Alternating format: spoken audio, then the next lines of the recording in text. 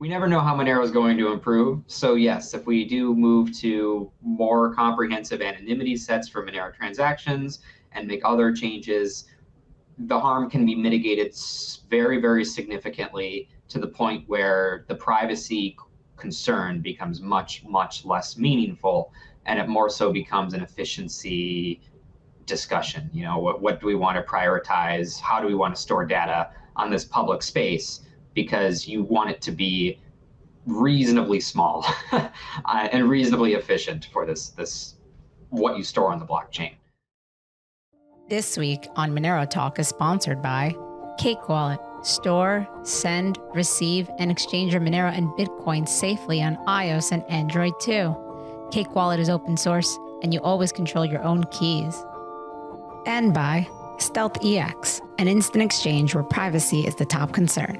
Go to stealthex.io to instantly exchange between Monero and 450 plus assets without having to create an account or register, and with no limits, making StealthEX a simple way to purchase Monero with crypto anonymously. Monero Talk is also made possible from contributions by viewers and listeners like you, and supporting us is easier than ever. By typing in monerotalk.crypto in your monero.com or Cake Wallet send address field to send us a tip. This week on Monero Talk, Douglas Tuman interviews Justin Ehrenhofer, Monero community organizer and VP of operations at Cake Labs. The two discuss the recent drama around Mordinals, the fungibility implications of having NFTs on the Monero blockchain, the pros and cons of TX Extra, how data can always be stored in the blockchain via steganography, the emerging ideas and solutions in the Monero community, prioritizing fungibility, full membership proofs, toxic outputs, achieving consensus on making sure Monero functions as digital cash first and foremost, future hard forks, and much more.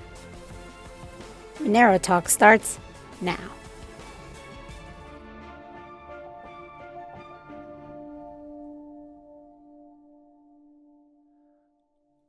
All right, Justin, what's going on, man? I'm doing great. How are you, Doug? Good, good. I feel like we haven't had an intimate moment in a while, man. It's been some time. Yeah, it's been a bit of time since a one-on-one. The Monerotopias are a little more casual. There's 70 people on, all having a good time. I like your getup. What are you wearing over there? I like. What am I wearing? I'm wearing a REI thing and a. Oh, okay, it looks more fancy from this angle. Like, no, like a smoker's jacket or something. No, it's like the Patagonia Nano Puff type jacket. Yeah. Oh, I love those. Yeah, hold them up into small little things and bring them anywhere.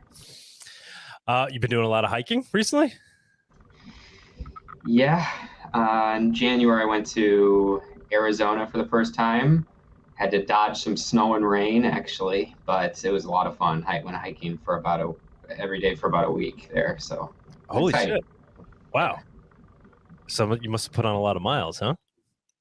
Yeah, we did. Some more than 10-mile days. You were doing like spelunking too, right? Weren't you doing like cave diving or something? Like not cave diving, but caving, yeah. What is cave diving? Is that a thing? Did I just make that up? Is that a thing? No, you didn't make it up. Maybe you made it up, but it is actually a real thing. That's where you do go into caves that are underwater. Oh, right. Okay. So you're not at that level yet. No, I'm not that crazy. I just go into caves that have water, but you're able to, usually walk on. I never did the cave. My feet totally underneath. Yeah, sorry for the small talk, guys, but Justin and I need to catch up a little bit. I need to see what's going on.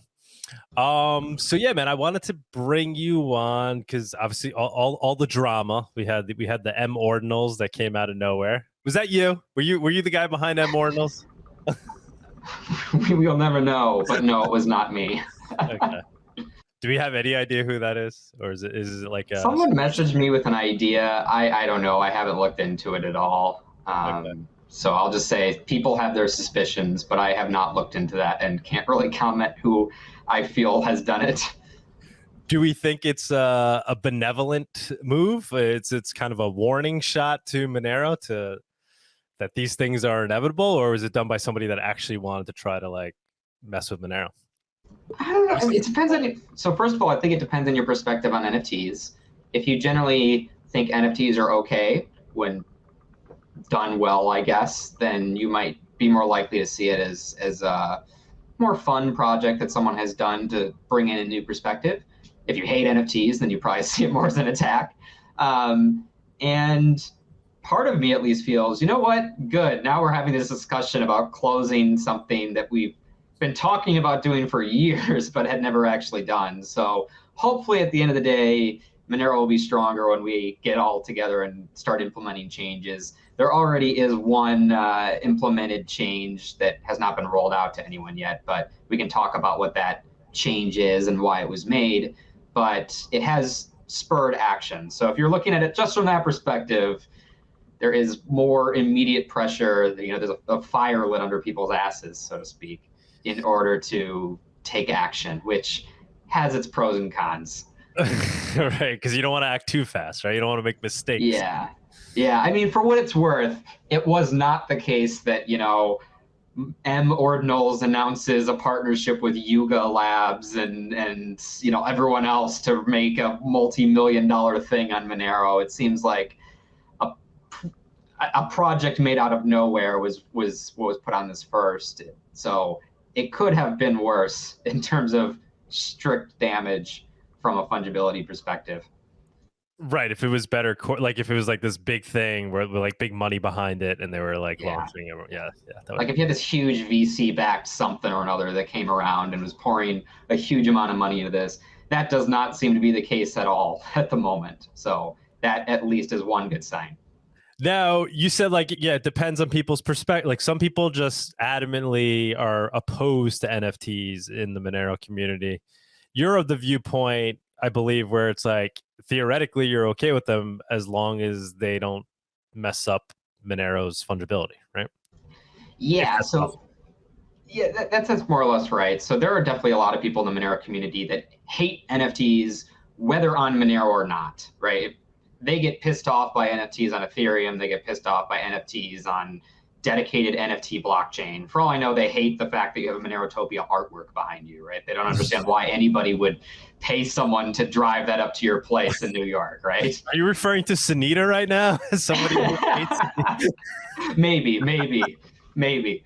But there are definitely some people that just don't understand the point of that at all. And I understand that perspective to some extent. I don't go so far as to say there's never a point. It's understandable to me why in a world where people buy very expensive watches and people buy nice pieces of works of art, why some people might want some nice little bling next to their name. That's not so hard for me to understand.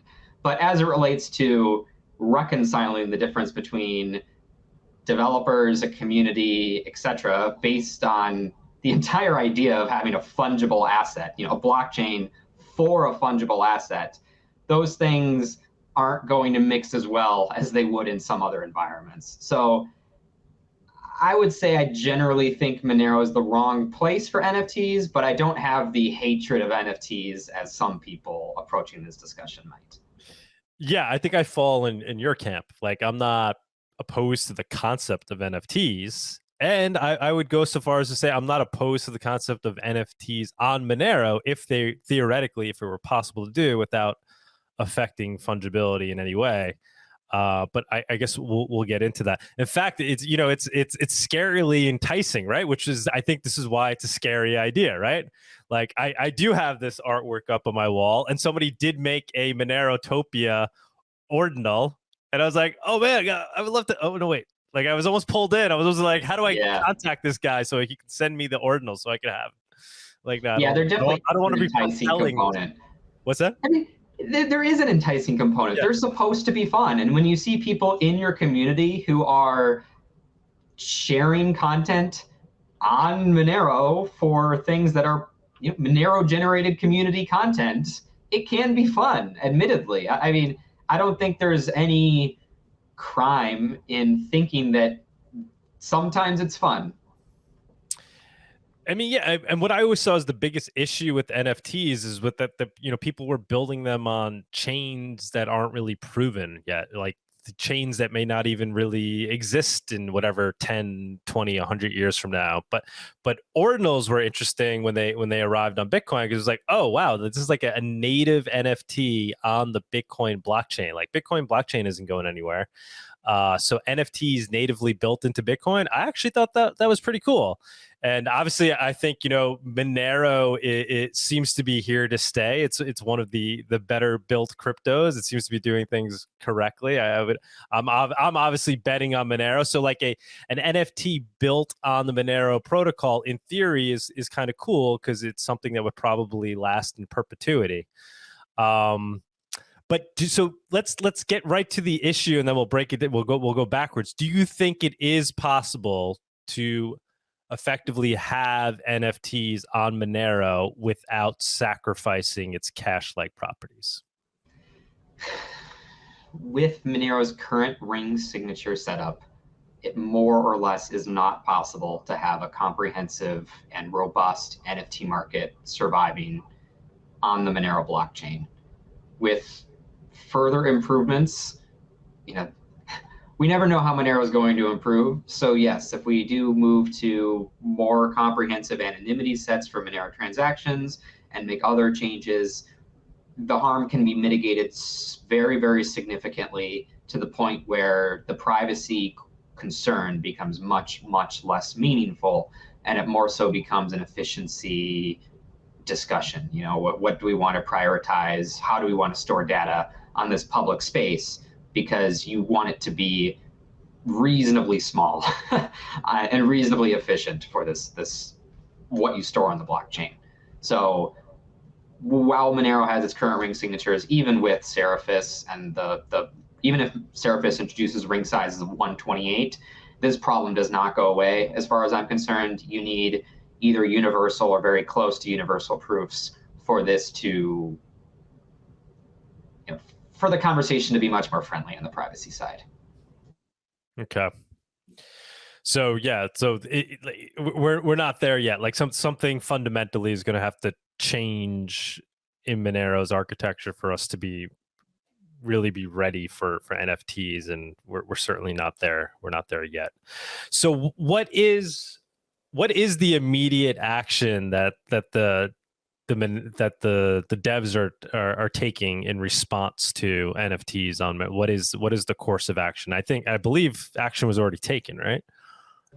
Yes, so action has to some extent been taken. Much of the focus and discussion in the community right now is around the idea of a field in Monero called TX_extra.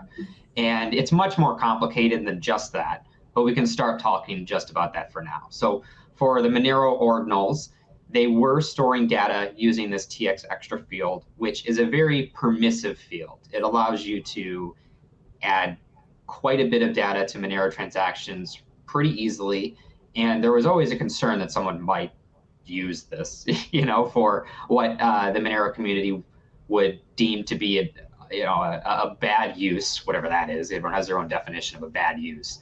But the concern was people would start using that. So the immediate fix that has been merged into the Monero repository is a limit on the size that TX_extra can be for a node to accept and relay the transaction.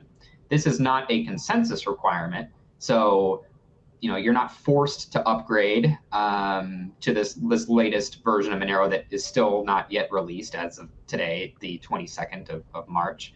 But the hope, of course, is that mining pools especially will update, so it's harder for people who wish to put a lot of data in this field to be able to do so. But if someone was able to get cooperation of a miner, they would be able to still include it in the block, and then that transaction would be accepted by the nodes as valid if it was included in a block. So this just makes it more difficult to do it, but there would be a way to essentially go beyond that limited size. Correct. It's saying that, hey, if you try to send a transaction to my node and have it included in my node's mempool, these are transactions that have not yet been confirmed on the blockchain. My node with this patch would say, no, I will not accept this. I will not inform other people that I'm connected to, other Monero nodes, of this transaction's existence. I'm not going to help get your transaction's name out there, so to speak. If you want it included in the blockchain, you need to talk to another node. Really, you need to talk to a mining pool node that is willing to accept this transaction. And what size is it limited to? It is limiting the size of TX Extra to 1,060 bytes. Okay. And why that number? What was how was that number arrived at? So that number was arrived at based off the amount of information needing to store certain data for outputs. So it's a little technical. In the discussion, there's a specific breakdown of why that exact number was come to. It is a formula. And it was the least controversial number to choose at the time. Really, anything smaller than that number would be more difficult to actually enforce in practice. I mean, we could have picked a lower number, but in practice, it would have been, it would not have worked out as nicely. Okay. And that's due to like more complicated reasons about how Monero transactions are structured. Okay. And Tevador is like leading the charge on this? Yeah, they were the ones that made that patch. It was made before the Monero Ordinals. Actually, no, that was made after the Monero Ordinals had come out. So that was an immediate response, as far as I'm aware, to this. It's not a we'll discuss about this later. It's not a comprehensive solution. It was just something that we could do now without an emergency network hard fork. Right. And so I guess the long-term plan that we're meeting consensus on, I think, for the most part, is you take this first step, limit the size, and then with the next hard fork, completely deprecate TX Extra. Is that kind of where consensus is at currently, or no? So some people advocate for completely removing TX Extra. I am personally not for it for reasons I'd like to talk about, but yeah, I am for consensus changes in limiting the use of TX Extra in a way that I feel is sensible. So 1060 is about what we can limit it right now with consensus before Seraphis. After Seraphis, because again, of transaction construction technical reasons, we can limit it further to about 255 or 256 bytes with approximately no additional downsides. It's more or less a wash to get it smaller post Seraphis. And not to make things, but isn't that because the sub addresses are included in the TX Extra field? I don't want to confuse things. So there are one-time keys that are included in the TX Extra, like that use some of that space construction. So okay. And to be honest, I don't fully understand this as well as someone like Tevador would. So I'm only kind of passing along what I've heard in that specific sense. Okay. But it does make a more efficient use of the transaction construction in a way where that is, well, what normal people need to understand is that it allows us to further reduce the TX Extra in a way that's less potentially harmful. Okay. Yeah, like what's Offrin? How are we pronouncing his name? His handle? Is it Offrin? What do we call him? I say Offrin XMR. Offrin, yeah. But, so I think he's a strong believer in just completely deprecating the TX Extra. He sees it just as like a junk draw that, you know, maybe we needed in the beginning just because, you know, we didn't know, you know, if we had all the capabilities that Monero needed. But now it's like it just really shouldn't be there, and that you know, every field should be its own field, and we shouldn't be dumping stuff into TX Extra. What is, you know, can you help make that argument as to why maybe that is the right direction to go in, or, you know, give us some insight into the pros and cons of obviously having it. I guess there is, you know, like you said, ultimately leads to more making it easier to interoperate with Monero, right? I guess is the main reason why you're going to want to keep it. But yeah, what are the pros and cons of each, deprecating versus not? Well, the argument that they make is that they feel that the full removal of the TX extra field removes one additional area where Monero transactions can look distinct, which from a fungibility perspective is bad. Generally, you don't want transactions having arbitrary metadata attached. And so they feel that by removing this field, you are in effect removing the front door for someone being able to mess up their transaction and potentially mess up other people's transactions, because it does impact other transactions based off how ring signatures are constructed. So that's their general argument. And so they think that this doesn't have any substantial utility, so it's easier to get rid of. And if people need to find a way to make it work, they can make it work a different way. That's their argument. I actually don't agree with that for a few reasons. I've heard all sorts of proposals over the years. This is not a new problem with TX Extra. We've been having these discussions forever, really, in terms of whether this should be around, to what extent it should be allowed. And Luke Parker, who's going to be at Monerotopia, so I'm really looking forward to hearing more from him there.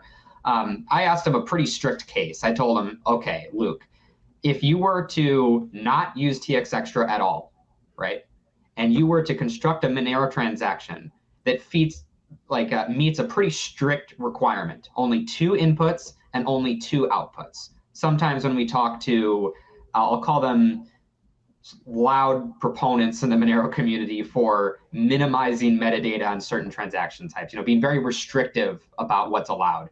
This meets the definition, more or less. They want a transaction that only has like 2 inputs or 2 outputs. It's very strict. It's very easy to control. I asked him, without using TX Extra, how much data could you pack into a Monero transaction if you didn't care about privacy and you just wanted to be as who the heck cares as possible? Would you like to guess how many bytes you can store in a transaction today using only 2 inputs and 2 outputs without using TX Extra at all? I don't know. Is this a trick question? Not a trick question, but I imagine it's a large number. It is. It's 1,050 bytes about. Okay. So that's how much you can store without using TX Extra at all. In fact, actually, with the 1,060 limit with TX Extra that was imposed for the propagation, again, the pending change that'll be released, you actually can store more data today using, let's just say, a creatively constructed transaction like that, where you say, screw the way ring signatures are supposed to work, screw the way that ring CT is supposed to work. Let's just encode data where the network will still accept the transaction, but otherwise it's going to be very odd and it's going to definitely stand out. You can actually store more arbitrary data doing that method versus creating an otherwise legitimate, normal-looking Monero transaction that fully uses TX Extra.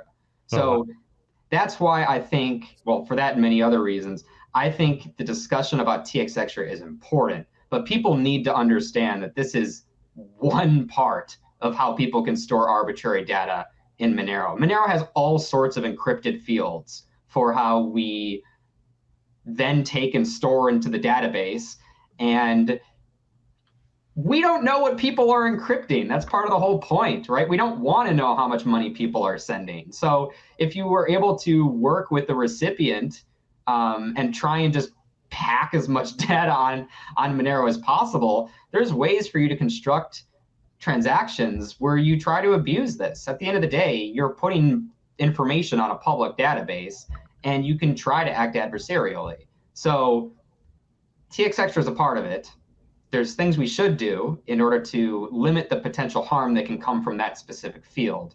But if people think that by removing TX Extra, you're going to be preventing anyone storing arbitrary data on Monero, that's just completely false.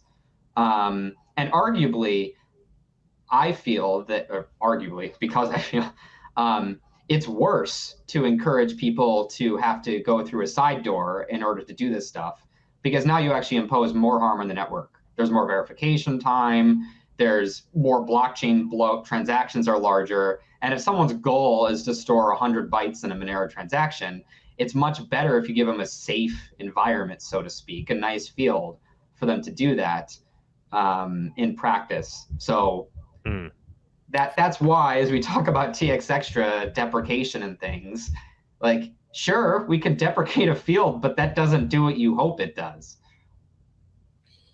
Yep. Because yeah, my understanding in talking with Offrin was that, you know, if it was completely deprecated, yes, people will have these other means, but that it would be essentially effectively very inefficient and very expensive to try to accomplish the same goals, specifically with like something like NFTs.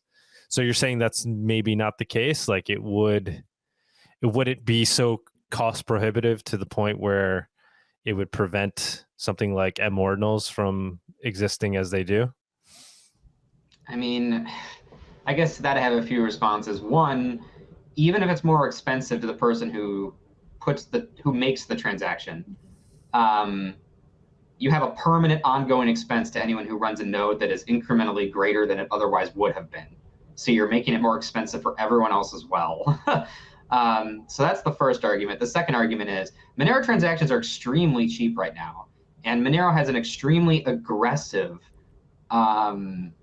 block scaling mechanism with its dynamic block size to have a constant downward pressure on fees. So let's say a Monero transaction right now costs less than a cent, right? So let's say it costs 10 times as much which it won't, but let's say it costs 10 times as much to make the transaction as otherwise. Do you really think that a transaction costing 10 cents to mint a Monero ordinal would have stopped anybody from doing this? Reasonably, no. I don't think it would have stopped anybody. And I think that we would still be having the same discussion right now. So it actually is not significantly more expensive. It's not like all of a sudden, oh, no, now I don't want an NFT piece of art. People spend dozens of dollars per NFT mint and transaction and the stuff on Ethereum at peak times. So if there's an economic incentive to do so, saying, oh, transactions cost an extra like 10 or 20%, like isn't going to stop anyone, in my opinion. Mm-hmm. You still have the additional bloat there that's there to the end of time that you didn't need to have incurred based off just how you design design Monero's consensus.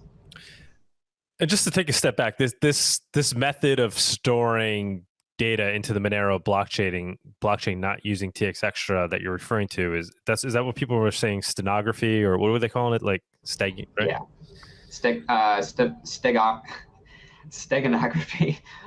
Yes, the idea is like concealing data in other places. That's exactly what it is. So a Monero and a Monero output key is supposed to be used for a specific normal purpose, but they say, well, screw that normal purpose. I don't care about that, but I still have all this real estate that I'm going to put 60 bytes of information into, for example. What are others saying? So is that's not really isn't the consensus though, right? Because like we're gonna have I think JT Grassi is gonna come on next week. What I don't know. Yeah, what his is he's on board with that, saying like let's limit right away, and then he's not saying deprecate. Like Tevador, what does Tevador say? What is Tevador pushing for? And I actually don't know what Tevador is pushing for. I don't want to speak for JT Grassi, but my impression is they're generally for stricter measures wherever possible. So they might be for removal of the field. That's just my impression. They'll be able to comment more on that next week. My personal take is by allowing limited use of TX extra, you minimize total harm to everybody. You prevent people from doing sorts of like crazy steganography, which you can't prevent them from doing, and you make it. Think about it this way: would you rather have NFT? If NFT data has to be stored, because there's no way to prevent someone from storing certain types of information, so would you rather have someone store that in a TXO, a Monero output that you can't easily prune, or would you rather them store it in this field that is very obviously able to be pruned? That's an example. So, and that's also an example of ongoing costs. There are a lot of people out there that, especially on lower spec devices today, that run pruned Monero nodes. And obviously the main focus should be making sure that Monero's unpruned nodes remain feasible and able to be run by most people. But this is data we're telling people who are running pruned nodes, like, do you want them to be storing this data that people hide in transactions, or would you rather just give people an easy way to remove this from their pruned nodes? To some extent, I think we need to focus on the realities of how people use these systems. Remember, it's a public database, which is there for people to store data in and to make consensus changes to the Monero protocol to help guide people in certain directions, while also being realistic about certain steps an adversary or an NFT enthusiast that really likes Monero might take. I feel like Offren's listening to this and he's getting very angry right now. If he's, but maybe he's not in the chat. I wish he was, because when we could go into the spaces after this, if you have time, we could talk amongst those people as well. Maybe we could hear the other viewpoints. And yeah, hopefully JT Grassi comes on next week and he could help explore the other side of the argument. I mean, I hear what you're saying. It sounds like it makes sense, right? Have this sandbox for people to play in, as opposed to people misusing another component of Monero to try to achieve the same end. Yeah.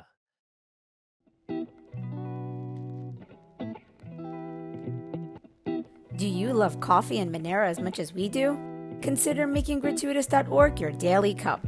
Pay with Monero for premium fresh beans, and if you like what you taste, send a digital cash tip directly to the Guatemalan farmers that made it possible. Proceeds help us grow this channel, Gratuitous, and Monero.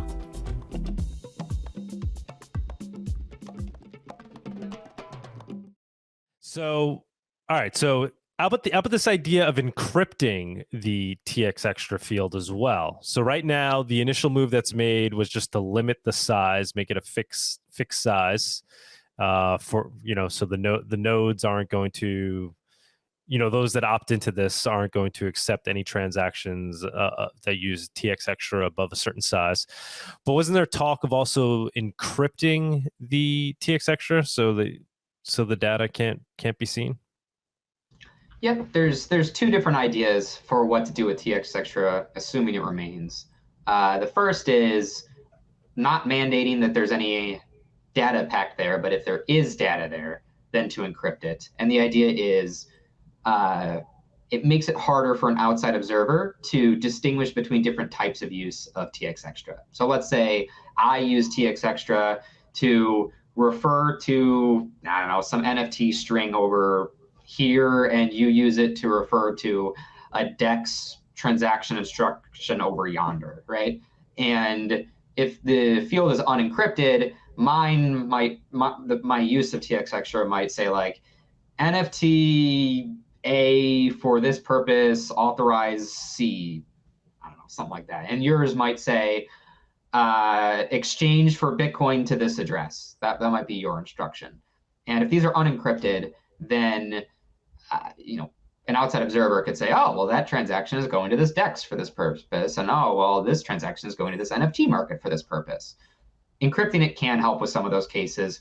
In practice, there are some limitations. So, for example, with Thorchain, with Sarai DEX, for example, if we were to encrypt TX extra and you were to encrypt your instructions to the DEX, that's fine. If you look just at the Monero blockchain, you wouldn't be able to know what the transaction's for. But Sarai DEX has its own set of public records. So then you can go over there and say, oh, look, here's this Monero transaction. I wonder if it's related to Sarai. Check the Sarai records and say, oh, look, this Monero transaction, according to their records, it says exchange for Bitcoin to this address. So It's not a perfect solution, but it can help in some cases, especially when TX extra is used in a way where the data isn't made public through another means. For example, through Sarai's blockchain implementation that they go with. Right. The other related proposal is padding TX extra. This says, okay, if we're going to have TX extra, one way to help Monero transactions look more similar to each other is, even if you don't use the TX extra field, we're still going to fill it with basically bogus data and then encrypt it so that, again, looking at all transactions just from the Monero blockchain perspective, there's no longer a difference between transactions that legitimately use TX Extra or didn't use it. They both look the same because they both have data that could be valid. The downside to that is that it requires you to take up more space for the transactions. Mm-hmm. Because you need to store data for TX Extra whether someone is using it or not. Okay. So is that likely to happen then, or is that what direction you see that going in, the encrypting? I don't know. I actually don't have a strong opinion on that right now. It's not extremely expensive, but it is still a cost.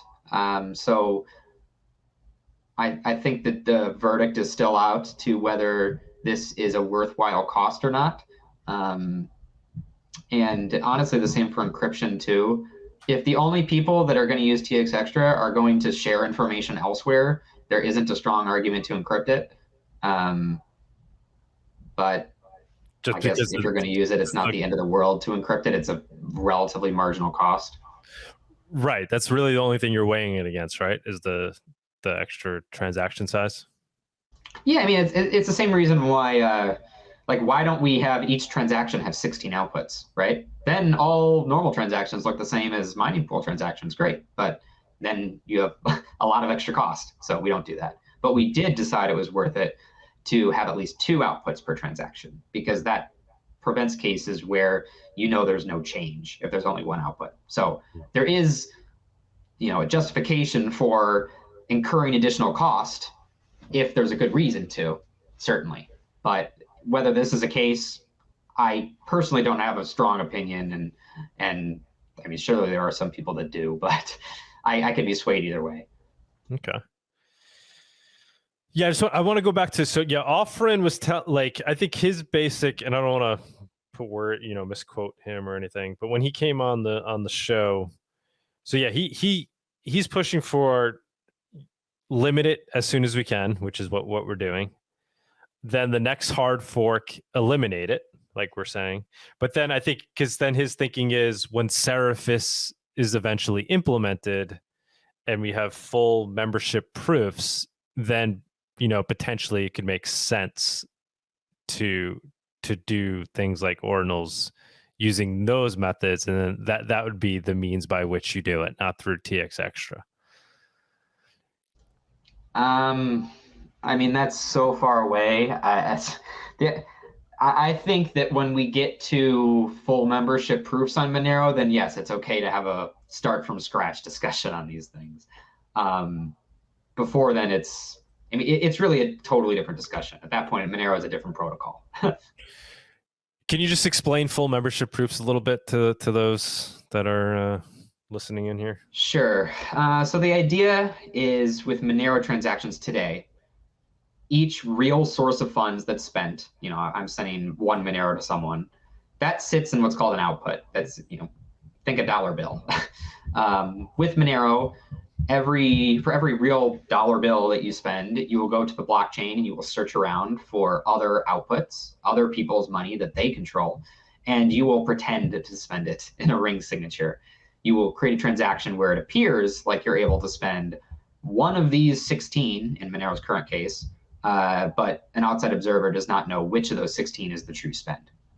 For full membership proofs, we're saying, instead of these small rings, we can say, let's make it seem like we're spending any output that has ever existed on the Monero blockchain, or at least existed in that particular implementation, post hard fork or whatever. And that's certainly much better, all else equal, than not. So the reason people talk about this in the Monero Ordinals discussion is because NFTs on Monero today act as sort of toxic outputs, right? There's specific metadata associated with them. And so if I'm spending money and my ring signature includes an output that is a Monero Ordinals NFT, I mean, that's a piece of metadata that's knowable compared to something else. And I'm also probably not going to be in truth, spending real Monero in a transaction sense, where having NFT is like one of the potential payment methods. Like in practice, that just doesn't happen. People treat NFTs as their own thing because they're not fungible, right? You don't use them interchangeably. So you can think of them as being just a toxic output. It is, your effective ring size is no longer 16. There's no longer 16 plausible spends. You're now down to 15. Mm-hmm. And when you add all the other potential surveillance methods that someone can try to investigate on the Monero side, for example, looking like P2 pull outputs and other things that aren't necessarily even bad, some on like their own, but can help to further certain heuristics. This is data that's better not to be there. I mean, I use the example on Twitter that it's kind of like lead, right? You can ask, okay, at what level does lead start to be harmful for someone? And the answer is any amount, right?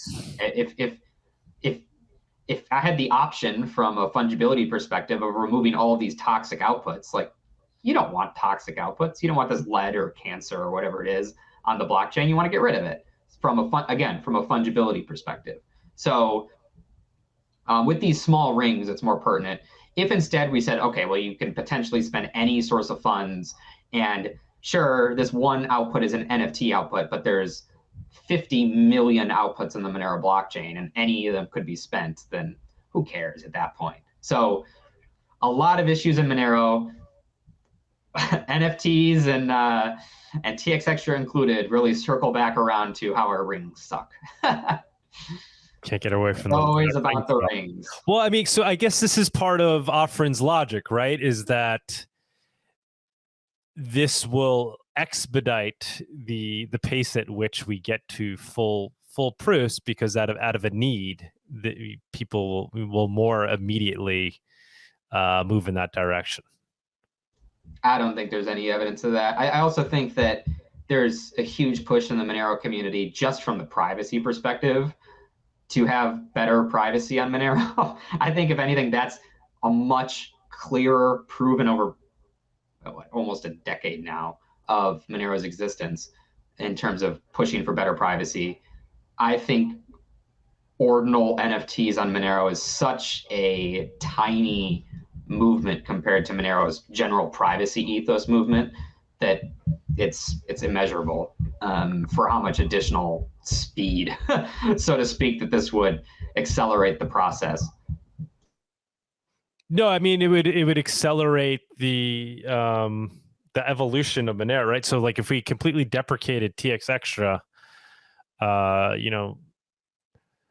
necessity is the mother of invention, right? So if people are trying to do other things and they can't do it unless we have these full membership proofs put in place, that maybe it would speed up innovation there.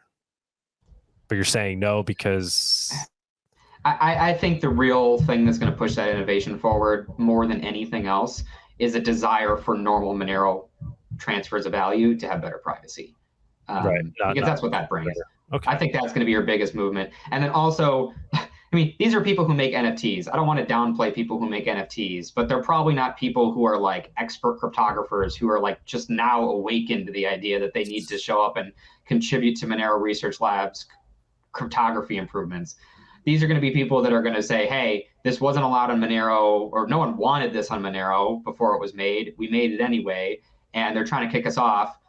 Like, are you going to spend an absolute huge amount of cryptography knowledge in order to somehow come up with a wonderful proposal to improve all of Monero's privacy? Or are you just going to use Steganography to change a few ways a Monero transaction is constructed and just not have to wait? Right. So yeah, I think like Sarai would be a good, right? So like if TX Extra was deprecated, Luke would probably lean towards figuring out that method as opposed to propelling forward full proofs, membership proofs on Monero, or maybe not. I don't see those as, I guess, as directly related as he seems to, at least. So there is a risk, basically. I like how Luke has been open about this. He hasn't said that he is going to use Steganography, but he's like, okay, if I needed to, here's how it can be used. Right. And you can't stop me if or anyone else who wanted to implement a DEX or something in that particular form. So I like the transparency in that sense to say, like, no, you don't need to wait for full membership proofs. You don't need to wait for the Monero community to be happy with it. You don't need to, you can't assemble a committee and make people okay with it. As we saw with Monero Ordinals right now, someone just showed up and did it. And that is something that people can always be able to do. And there's not really going to be a way to prevent that. So with this immediate change that's going to be, when is that going to affect? So I don't know. I mean, ultimately, it's as fast as the Monero developers make a release for. Anyone can build it and run it on their node now, but whether or not mining pools will accept it is actually a very important question. Mm-hmm. Because think about yourself, Doug. Like, let's say you were running a Monero mining pool, and I'm trying to tell you, look, the Monero community doesn't like these NFTs. Upgrade this patch so that you will exclude certain transactions from the block, and you will make less money as a miner. How does that sound? Yeah. So obviously, I hope miners will update to the latest software and use it. But strictly speaking, from an economic incentive, there's really no reason for them to accept this patch. So we shall see. I'm sure things like P2 pool will switch over, and the miners on P2 pool, and possibly some pools that are trying to market themselves as friends of the Monero community, perhaps. It's not like it's that much money on the table. They're not giving up thousands of dollars in transaction fees by excluding these. But it's less than they would have had. Right. Well, potentially, right? As things grow, right? It could equate to quite a bit of money in terms of transactions that are being booted from the network, right? It could. That's a risk. I don't think it's likely, but it is a risk if these receive large adoption. So is this then potentially an argument for why we might just want to deprecate it? Because like you're saying, like, what's going to be the incentive for miners to go along with this solution of fixing the size where when they actually have the incentive for wanting more transactions to be happening on the network? Well, I think from my perspective, the biggest thing is why this needs to be a consensus rule.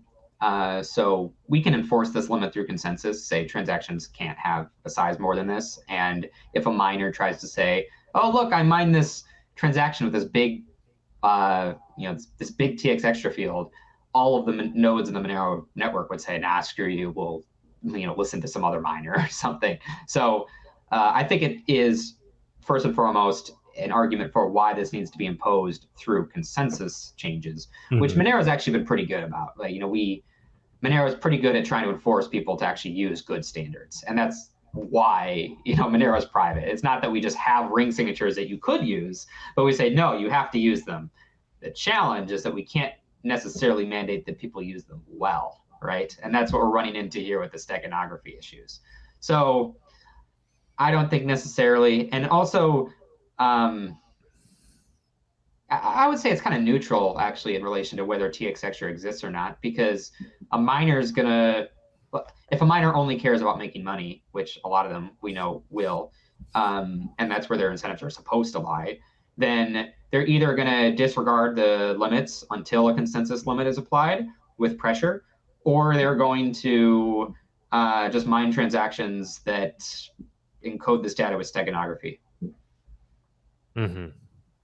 Yeah, and then other nodes will relay, say, yep, this is valid, and then they're like, okay, cool, I'm mining it, So for it to, was the thinking then, did we make this immediate move, limiting the size, and then in the next hard fork is when we would do it in consensus form and mandating it? Would it be essentially that, like, that's the goal by next hard fork? Yeah, that's the general idea. So the reasoning behind, so I would say there's two main reasons behind the current patch. Number one is a signal. It's just saying, hey, a lot of people don't want this. Here's a patch that people, here's a message. That's one hand. You can argue that's useful or not. It doesn't, it depends on who you ask.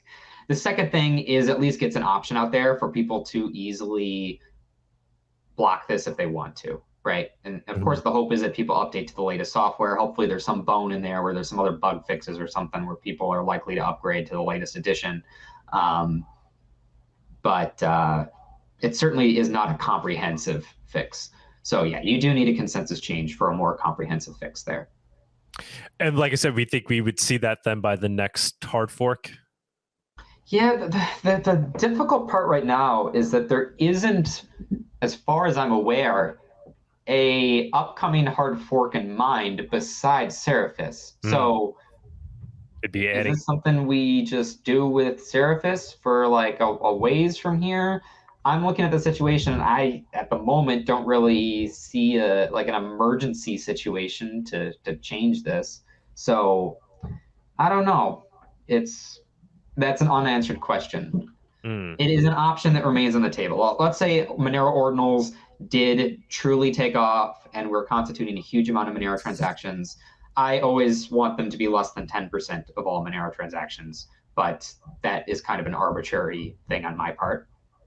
But let's say that half of Monero network activity is NFT stuff. One option that's on the table is an emergency hard fork, basically, that would impose those limits to stop their, I guess, existing use of the Monero blockchain. Right. So we see how people immediately respond to this immediate change. And then if it's still a problem, it's still people are ignoring this message, so to speak, and they're still building out ordinals, then, and you see it growing, approaching that 10% level, then there would likely be a new Monero upgrade that would eliminate it through consensus. Yeah, it's not going to kill the activity, but I do hope that it squashes it. It slows it down. It says if you continue to grow, it's the Monero community saying to these NFT community members, I guess, if you continue to grow this, we will take more drastic action to make your life harder. Right, and so potentially the rug will be pulled from them, so to speak. So it's sending out that message of you may not want to invest too much energy into this NFTs on Monero because they're potentially not going to exist by the next hard fork. Yep, that's the idea. Very difficult. All right, man. These are tough decisions. But yeah, there's a lot of things at play here, and the last thing I want to leave at least make sure is included, is that you do need to put aside whether you like NFTs or not. You need to put aside whether you like Thorchain or not, or Sarai or not, or whatever it is.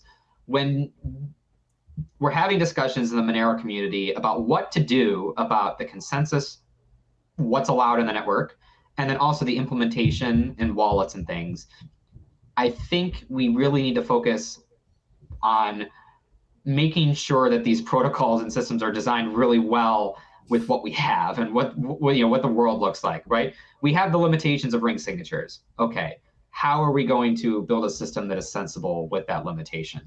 We have the ability for people to store data in Monero transactions in ways that it's really hard to prevent. Do we want to make that the only option for people? Do we want to make people who are trying to have arguably at least legitimate use cases of talking to the Monero network to have a better way of doing it? Because you're never going to prevent every attacker from trying to do something stupid. But for people who are trying to build, use cases with Monero in a way that's trying to be at least somewhat friendly, it would be good to at least offer an easier way for people to implement and have a different system. So I really like to try and think about this from a consensus setup, saying how are we supposed to design this system overall that's best for everyone. And I personally see Sarai as a valid use case, and I understand why they need to use TX Extra or why they want to use TX Extra over other options. And I don't want to see them use this steganography, which leads me to say, okay, well, let's close the completely agape, boundless, not truly boundless, but more or less boundless TX Extra we have right now. Let's put some restrictions on it to cut out some really odd things that people can do with it through the front door. But let's curtail it to what's sensible, and then get back to working on full membership proofs. Makes sense. And I think we have Luke in the audience. So if we jump in there, maybe I'm sure he'll jump in and he's gonna be like, you know what, Justin said this. Well, actually, he's wrong about that. And you should have had me on in the first place. I mean, what's promising about all this is, there's everybody that's out here talking about how it is an issue, and there seems to at least be consensus around the fact that the main priority is keeping Monero fungible above all else. I mean, I think the community of like NFTs first on Monero, does that even exist? Is there a group of people who are like, no, we don't care, we just want NFTs on Monero at any cost? I don't even think that group truly exists, right? Yeah, I don't think there's a large audience that has NFTs as their main priority. I think even people who are sympathetic to NFTs or even like NFTs in general don't want to, at least in any meaningful way, harm Monero's fungibility and privacy claims to fame, so to speak, by having NFTs on Monero. Yeah, D-Goon put out a good thread on that. Anon Shop, the guy that jumps on our Monerotopia to do the dev reports, he put out a good thread on that today, basically saying, that isn't what you saw in Bitcoin with the advent of ordinals and inscriptions. They're still there, and no changes were made, and there's reasons why that's a good thing. But yeah, in Monero land, it appears that the vast majority of people are willing and ready to completely get rid of NFTs on Monero if need be for preserving fungibility. Like you said, if it's possible to do both, sure. But it seems like most people, if they had to make the choice, would say, all right, let's get rid of this right away. And it's promising to see that that the community is coming to consensus on that. I think that's perhaps more important than the tech itself, is the fact that there's this cohesion among everybody, that they're on this same mission of creating digital cash. Yeah, I mean, Monero's blockchain exists for one purpose, really. It's there for us to have a home for a fungible digital asset, right? And everything else on top of that is just a nice to have, I guess. It's a bonus. But at the end of the day, anything you try to build on Monero, try to make compatible with Monero, etc., needs to play nice with the overall mission of being fungible digital cash. And yeah, it's going to be this isn't a death cult, right? We're not here to say, oh, well, any metadata stored is bad, or don't send Monero transactions because now we need to store data, which is inefficient. It's not an extremist, no room for discussion cult, but those are, let's just say, heavily prioritized goals. Awesome, man. Thank you for explaining it so well. Greatly appreciate it. Any other info you want to get out there while you have the stage, while you have the Monero Talk stage? This is more complex than it might seem than just removing TX extra. You don't just remove TX extra and NFTs go away. You're going to have all sorts of crazy things that people are going to do with the public blockchain with a set of rules that are hard to enforce exactly how you want them to be enforced. And we could run around chasing it a little bit with a baseball bat, but we're not even going to necessarily know everything people use Monero for and how they use it because of how everything is constructed. So to some extent, we just need to set really good guidelines and guardrails, knowing that not everything's going to be perfect in a decentralized network. And we need to live with that sometimes if it means that we're able to keep moving forward and everything else. I don't know. It's kind of an unsexy answer. I wish I could wave a wand and say that, oh, well, this harm is gone. We don't have to deal with this NFT problem, but that's not the case at all. We're going to have people that, if they're motivated, are going to show up and continue doing this with Monero for who knows how long. The idea is making it so that from a network design and consensus perspective, other transactions are unimpacted. That's the goal. You're going to be down at Monerotopia, right? I know you said, yeah, because you're looking. I am. Yep, I'm there. I got my flights booked, hotel booked. Any insight to what you'll be talking about? Is it going to be as a cake tech update, or are there going to be perhaps other topics involved? Don't know yet. Don't know yet. No pressure. No pressure. You reminded me that I have a talk. You don't have to. We have so many talks. I don't know, man. If you don't want to, let me. I don't. You remember last year how it was like jam packed? It's gonna be the same thing except for 2.5 days. I'm glad I'm getting in Friday afternoon so that I can actually, like, I didn't plan the idea that you were going to have talks on Friday evening. Oh, so I'm yeah. like, oh, phew, thank God I was ready for I that. know. I'm hoping most people were considering that too. Yeah, because the conference is starting Friday. Otherwise, there's no way. Yeah. All right, man. Yeah. So let's jump into the spaces. Thank you for joining us on this week's episode. We release new episodes every week. You can find and subscribe to our show on YouTube, Odyssey, iTunes, Spotify, Stitcher, or wherever you listen to podcasts. Go to monerotalk.live to subscribe for a full list of places where you can watch and listen. If you want to interact with us, guests, or other podcast listeners, you can follow us on Twitter. And please leave us a review on iTunes. It helps people find the show, and we are always happy to read them. So thanks so much, and we look forward to being back next week.